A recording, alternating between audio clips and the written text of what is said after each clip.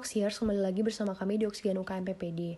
Hari ini kami akan menjelaskan soal tentang GI tract yang berhubungan dengan pediatrik. Sebelumnya jangan lupa subscribe dan like YouTube kita di Oksigen UKM PPD.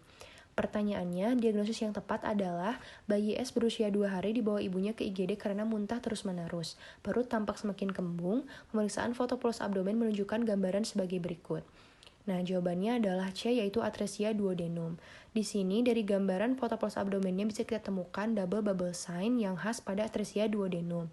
Skenarionya, pasien muntah terus-menerus. Ini tidak khas pada atresia duodenum karena bisa terjadi juga pada atresia esophagus, HSP, dan atresia jejunum. Perut tampak semakin kembung. Nah, ini juga terjadi pada atresia duodenum, bisa juga pada atresia jejunum. Namun biasanya untuk atresia jejunum itu lebih ke terjadinya distensi abdomen. Sekarang kita akan bahas satu persatu mulai dari atresia duodenum. Biasanya pasien disertai keluhan muntah berwarna kehijauan yang muncul beberapa saat atau 30 menit setelah pemberian ASI. Terjadi pada bayi yang usianya lebih tua dibandingkan atresia lainnya, tanpa disertai adanya distensi abdomen. Dan di sini pada perutnya itu ditemukan adanya akumulasi gas dan juga dilatasi dari duodenum, namun di bagian distalnya itu tidak ada akumulasi gas. Nah, hal ini yang menyebabkan terbentuknya gambaran double bubble sign pada pemeriksaan foto polos abdomen dan bisa juga dibantu dengan diagnosis barium meal ya. Jadi di sini pemeriksaan lainnya adalah barium enema. Kemudian yang kedua adalah atresia jejunum.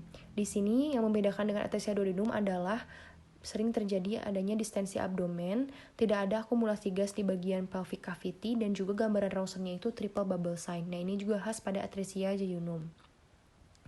Yang ketiga adalah atresia esophagus. Sering terjadi pada usia bayi baru lahir, muntahnya itu bercampur air liur dan munculnya segera setelah pemberian ASI. Sering terjadi hipersalivasi, riwayat tersedak, dan riwayat polyhydramnion. Lalu yang khas juga pada atresia esophagus adalah coiling NGT. Dan hasil ronsennya itu adalah single bubble sign. Nah, dia adalah beberapa macam atresia esophagus. Yang pertama adalah atresia with distal fistula. Jadi ada saluran baru muncul di bagian distal esophagus yang menyambung ke trakea. Kemudian atresia with double fistula. Fistulanya muncul di dua bagian, yaitu di distal dan juga di proximal. Atresia with proximal fistula. Fistulanya muncul di bagian proximal yang langsung menyambung ke trakea. Lalu adanya atresia, nah ini tidak terbentuknya saluran dari esophagus sehingga saluran esophagus distal tidak bisa menyambung dengan proximal. Lalu ini adanya fistula saja. Jadi tidak ada atresia tapi adanya saluran baru yang terbentuk dari esophagus ke trakea. Lalu yang keempat adalah atresia pylorus. Nah, ini hampir mirip dengan atresia esophagus. Ciri khasnya itu sama-sama single bubble sign dari hasil pemeriksaan foto polos abdomennya. Namun dia biasanya muntahannya bercampur dengan makanan beberapa saat setelah pemberian ASI dan usianya lebih tua dibandingkan dengan bayi di atresia esophagus. Kemudian yang kelima yaitu HSP atau hypertrophic stenosis pylorus. Biasanya terjadi pada bayi yang usianya 2-8 minggu, muntahnya berisi susu atau cairan yang seperti bercak kopi, muncul 30 menit sampai 60 menit setelah pemberian ASI.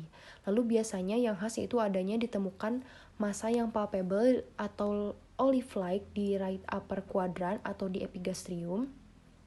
Dan pada pemeriksaan barium meal itu sering ditemukan adanya gambaran string sign atau umbrella sign, dan ronsennya itu adalah gambaran single bubble sign. Kemudian yang terakhir adalah atresia ani. Nah, biasanya keluhannya adalah pasien belum mengalami BAB sejak lahir lebih dari 24 jam dan pemeriksaan yang sering digunakan atau sering dilakukan itu adalah invertogram ya. Jadi invertogram itu pemeriksaan untuk mengetahui malformasi anorektal. Nah, biasanya pada atresia ani ini hasil invertogramnya adalah positif. Ini gambaran hasil dari pemeriksaan invertogramnya.